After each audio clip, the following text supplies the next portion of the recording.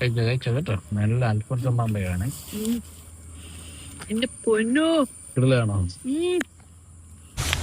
നല്ല fresh Alphonso മാമ്പഴം ഇങ്ങനെ തോട്ടത്തിൽ നിന്ന് പറിച്ചെടുത്ത് വെച്ച് നേരെ ഇങ്ങനത്തെ പെട്ടിയിലാക്കി വെച്ചും നിങ്ങളുടെ കയ്യിലോട്ട് കൊണ്ടുതരും. ഒരു മരുന്ന് പഠിക്കാത്ത നല്ല ഒന്നാം തരം അൽഫോൺസോ മാമ്പഴം.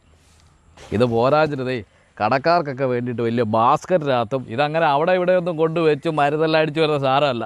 തോട്ടത്തിൽ നിന്ന് പറിക്കുന്നതോ വണ്ടിയൊക്കെ കയറ്റുന്നതോ നിങ്ങൾക്ക് കൊണ്ടുതരുന്നത്. വിശദമായിട്ട് കാര്യങ്ങൾ പറഞ്ഞു തരാം. നമ്മുടെ കോട്ടയത്തുള്ള ഒരു യുവാവിൻ്റെ സ്റ്റാർട്ടപ്പ് കമ്പനിയാണിത്. തമിഴ്നാട്ടിലെ ദിണ്ടികളിൽ വിളയിച്ചെടുക്കുന്ന മാങ്ങകൾ നമ്മുടെ നാട്ടിലേക്ക് ട്രക്കുകളിൽ വരുന്നു.